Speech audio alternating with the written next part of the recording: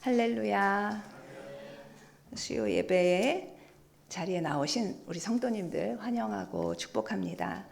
옆에 계신 분들과 평화 인사 나누시겠습니다.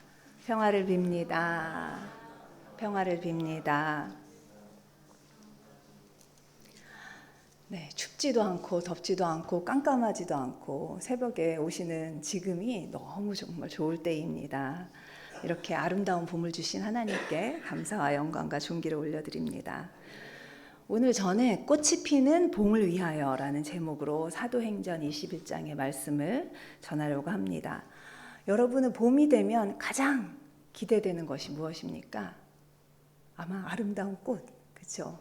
그 겨울 동안 마르고 마치 죽어 있는 것 같은 그 항상한 가지에서 싹이 트고 아주 작은 봉오리가 올라오면서 그 안에서 그 큰 꽃들이, 그 많은 꽃들이 형형색색으로 올라오는 것을 보는 것, 이것이 저희들이 봄에 가장 기대하는 것일 것입니다.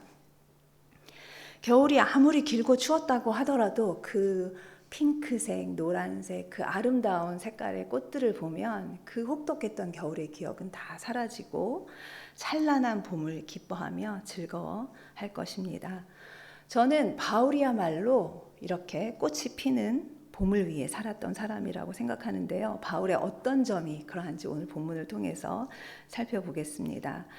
사도행전 20장, 오늘은 21장이 본문인데요. 20장을 보면 어떤 장면이 나오나요?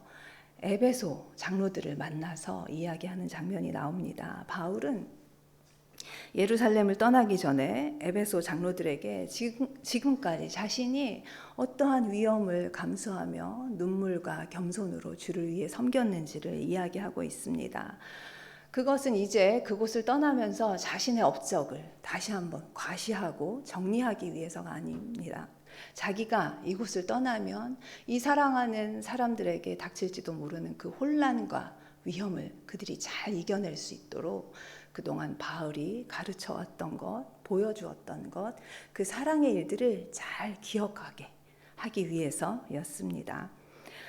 떠나보내는 사람들도 또 그동안 수없이 많은 죽음의 위험을 무릅쓰고 살았던 바울 자신도 이번 예루살렘 행은 어쩌면 자기 생의 마지막이 될지도 모른다는 것을 알고 있었기에 이들은 함께 무릎을 꿇고 기도하고 서로 끌어안고 울며 입맞추고 서로 그렇게 하는 모습이 마치 부모의 임종을 기다리는 그 가족들의 모습을 연상시킵니다.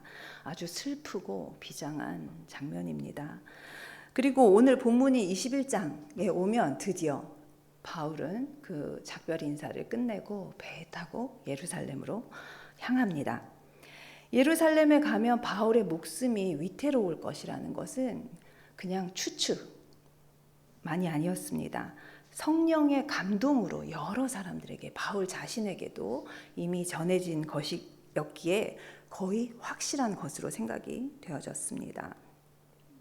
먼저 20장 23절에 보면 오직 성령이 각 성에서 내게 증언하여 결박과 환난이 나를 기다린다 하시나 라고 말하고 있고 24장 4절을 보시면 바울이 만난 제자들도 성령의 감동을 받아 바울에게 예루살렘으로 가지 말 것을 권하고 있습니다. 그리고 가장 결정적으로는 21장 10절에서 11절 방금 읽어보셨는데요. 아가보라고 하는 한 선지자가 유대에서 내려와서 바울의 띠를 가져다가 자기의 수족을 잡아매는 시인용을 하면서 이 띠를 맨 임자가 이렇게 결박과 환난을 당할 거라고 예언을 하고 있습니다. 이처럼 불을 보듯 뻔한 그런 위험을 무릅쓰고 예루살렘을 향하는 바울에게 가지 말라고, 가면 안 된다고 그 눈물로 호소하는 그 사람들을 바울은 꾸짖습니다. 마치 바울이 자신의 일을 해야 하는데 그 일들을 방해하는 사람들처럼 나무랍니다.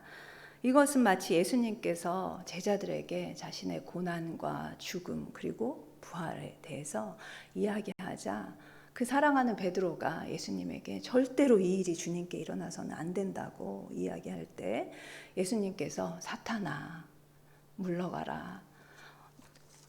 그 하나님의 일을 너는 나를 넘어지게 하는 자로다 라고 말씀하시는 것과 매우 비슷합니다. 예수님도 사람의 모습으로 이 땅에 오셨습니다. 그리고 지금 바울도 우리와 똑같은 사람이었기에 예루살렘으로 향하면 죽을지도 모른다는 그 사실이 왜 두렵지 않았겠습니까? 그런데 이 사랑하는 사람들이 울며 자신을 설득할 때 자신의 마음이 혹시 약해져서 그 결심이 흔들릴까 봐 바울은 두려워하고 있었던 것입니다. 바울은 예루살렘에 가면 위험하다는 것을 알고 있으면서도 왜 다른 곳에서 그냥 조용히 복음을 전하지 않고 그 위험한 길을 그토록 고집했을까요? 그것은 로마에 가길 원했기 때문이었습니다. 그 당시에 로마는 거대한 로마 제국의 모습이었고 로마는 세상의 중심과도 같았습니다. 예루살렘에 갔다가 자신을 죽이려고 지금 모여 있는 그 안달이 난 유대인들의 모함으로 감옥에 갇힌 몸이 되더라도 로마 시민이 자신이 재판을 받기 위해 로마로 갈 수 있다면 그것보다 더 유익한 일이 없다고 생각했습니다. 바울은 결박을 당한 죄수의 몸으로 가더라도 로마에 가서 복음을 전한다면 지금보다 훨씬 더 많은 그런 복음의 열매를 맺을 수 있다고 믿었기 때문에 그토록 로마에 가고 싶어 했던 것이었습니다. 한 알의 밀알이 땅에 떨어져 죽지 아니하면 한 알 그대로 있고 죽으면 많은 열매를 맺느니라는 요한복음 12장 24절의 말씀처럼 바울은 많은 열매를 맺기 위해서 자신이 그 한 알이 되어 땅에 떨어져 죽기를 원했습니다. 그런 삶을 선택했습니다. 그는 구원의 기쁜 소식을 세계에 알릴 수만 있다면 자신의 생명이 어떻게 되든 상관이 없다고 생각했습니다. 사람이 어떻게 이렇게 이타적일 수 있을까요? 바울도 처음부터 그런 사람은 아니었습니다. 예수님이 그런 삶을 사셨고 예수님이 그를 부르셨고 바울은 예수님을 따라서 살았기에 이런 삶을 살 수 있었습니다. 제가 얼마 전에 우연히 한 시를 읽게 됐습니다. 김선우라는 시인의 아직이라는 시였는데요. 그 시인도 이 세상에 그 시인을 제가 살짝 찾아보니까 크리스천은 아니더라고요. 교회 다니는 사람은 아니고 다른 종교를 믿는 사람이었는데 저희와 똑같이 저희가 예수님이 가르쳐 주신 것을 믿는 것과 똑같이 이 사람도 한 알의 밀이 땅에 떨어져 죽어야 많은 열매를 맺는다고 생각하는 것 같았습니다. 그의 그 아직이라는 시 앞에는 이런 부연 설명이 붙어 있었습니다. 이대로라면 머지않아서 꽃이 피지 않는 봄이 올 것이다. 이런 이야기가 나오고요. 이제 시가 시작됩니다. 제가 시에 딱 몇 구절만 읽어드리겠습니다. 돈 때문에, 질병 때문에, 절망 때문에, 질투 때문에, 분노 때문에, 전쟁 때문에, 이기심 때문에, 경쟁 때문에, 증오 때문에, 냉소 때문에, 무지 때문에, 무수한 이유 때문에 사람들이 죽어가지만 지금은 죽을 때가 아니라는 방부된 속삭임 속에 아직 살아있는 시인은 죽을 때를 기다렸다. 최선은 사랑 때문에 죽는 사람이 많아지는 것이다. 사랑 때문에 죽는 사람이 없다는 것, 그것이야말로 이 시대의 불명예라고. 그래서 꽃은 피지 않았다. 아무도 사랑 때문에 죽지 않게 된 지 오래되었으므로. 저는 이 시에 등장하는 그 죽기를 기다리는 시인이 지금 21장에 나오는 바울의 모습과 너무나 닮아 있다는 생각이 들었습니다. 사람들은 서로 죽고 죽이는 냉혹한 현실 속에서 자신은 아직 죽을 때가 아니라고 끊임없이 자신에게 속삭이지만 순수한 마음을 가진 시인은 누군가를 위해서 자기가 죽어야 한다고 생각하고 있는 것입니다. 자신이 죽기를 바라는 그 시인의 그 이유는 단 한 가지입니다. 인류애가 점점 사라져가는 약육강식, 적자생존의 경쟁적인 현실 속에서 사랑 때문에 죽는 사람이 있어야만 혹독한 겨울이 물러가고 꽃이 피는 아름다운 봄이 올 수 있다고 믿기 때문입니다.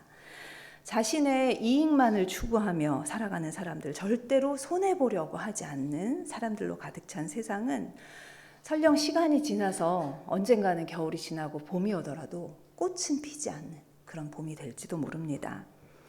이런 세상에서 꽃을 피울 수 있는 사람은 바로 예수님과 같은 사람, 사도 바울과 같은 사람인 것입니다.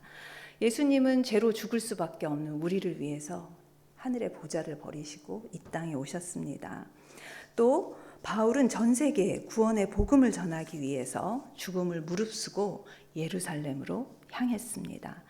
지금도 무수히 많은 그리스도인들이 예수님의 제자가 되어 자신의 유익을 뒤로하고 사랑을 위해서 생명을 아끼지 않는 삶을 살고 있습니다. 그런 삶은 얼핏 보기에는 굉장히 나약하고 무력한 삶처럼 보이지만 실제로는 그 앙상하게 죽은 것 같은 가지에서 꽃을 피워낼 수 있는 능력의 삶입니다. 진정한 그리스도인의 삶이야말로 이 세상의 어떤 삶보다 값지고 능력이 있는 삶임을 기억하시고 사랑의 마음으로 복음을 전하기 위해서 기꺼이 죽음을 감수했던 그런 바울의 믿음을 본받는 우리 모두가 되길 소망합니다. 기도하겠습니다.